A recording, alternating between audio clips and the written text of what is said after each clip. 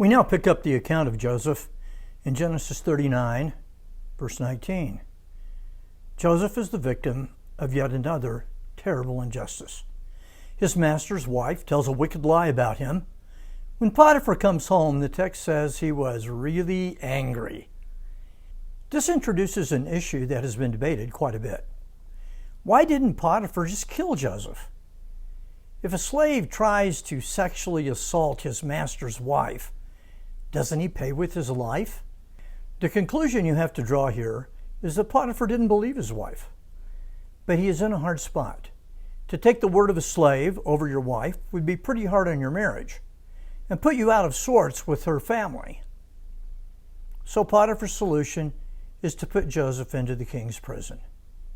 Joseph, unjustly accused, leaves the rather relatively cushy life of the slave in a large household and is thrown into what he calls the pit. Matthew Henry makes a very interesting observation at this point. This was not the first time that Joseph's coat was made use of as a false witness concerning him.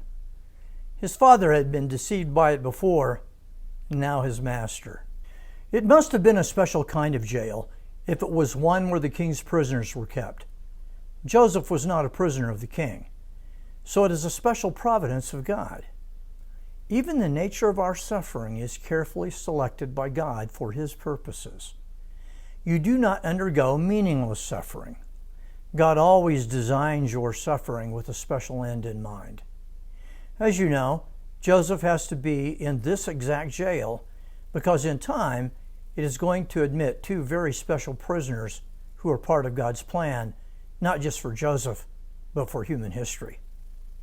Into the prison would come two men who knew Pharaoh. But that's a considerable time in the future. Once again, we read those precious words, the Lord was with Joseph. I think we can add, and no one else was with Joseph.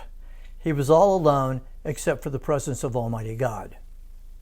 But if you are going to be abandoned by all but one, it is best if God is the one. And here we go again. In short order, Joseph takes over the prison because the Lord is with him and makes everything he does succeed. Again, I assume Joseph is not overcome with bitterness. He accepts his latest catastrophe as in some strange way God's will for his life and sets out to make the best of it. Surely Joseph has to be heartsick. He is not some kind of spiritual robot. He is quite capable of emotion, as we will see in later verses.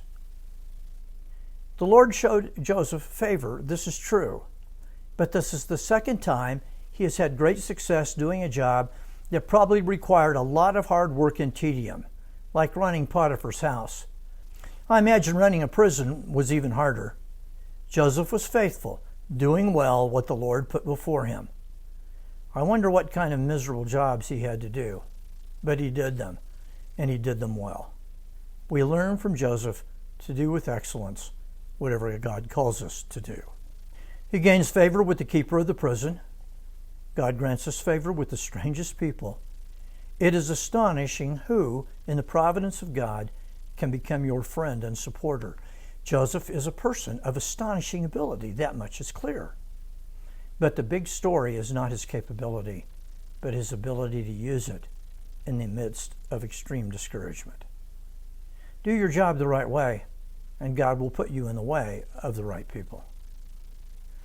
Always remember that it is the Lord who grants you the success you attain. Give Him all the glory for whatever you accomplish, because He alone is worthy of it. Why did Joseph have to suffer so much and for so long? At the age of 30, Joseph is going to enter into a life of amazing blessing and would remain there to the end of his life, 80 more years. But you can bet he never forgot what it was like to be at the bottom.